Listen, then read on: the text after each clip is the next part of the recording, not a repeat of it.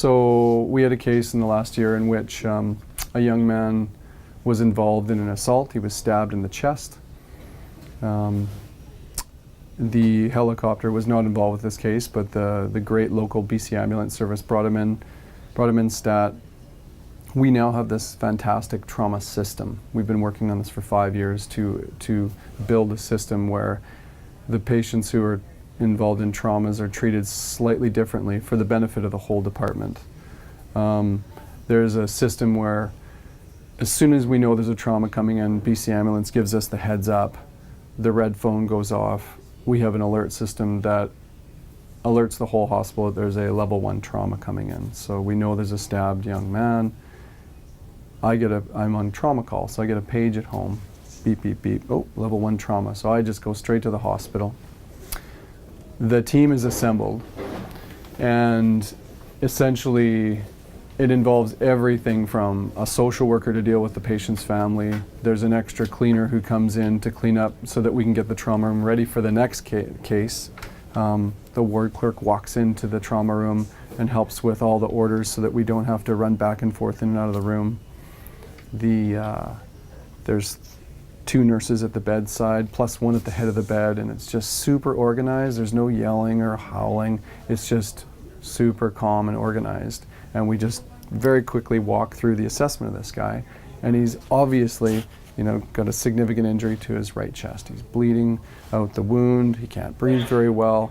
The first emerge doc is here. They do a great job of stabilizing the young man by putting a chest tube in his chest and making sure that his vitals are stable.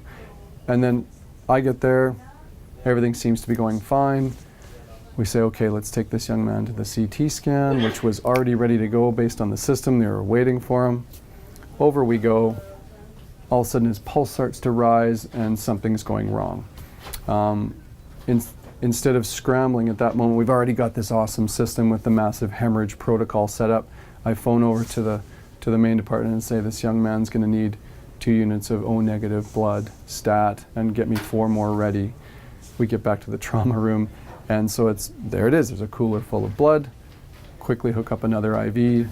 And then we're able to place another couple of chest tubes to find out that he's bleeding profusely into his chest, essentially caving in his lungs to the other side of his chest cavity based on all this bleeding. So it's just so nice to work in a system where it's just ready to go. We were able to transfuse blood in these fantastic machines called Belmonts, where put in a liter of blood in basically 5 minutes, or we call them pints or units. So a unit of blood takes about a minute. So he went from a very unstable sick patient, he was basically almost arresting, to back to normal vital signs. And then great colleague Dr. Gorman comes in, takes him to the operating room and fixes his bleeding artery.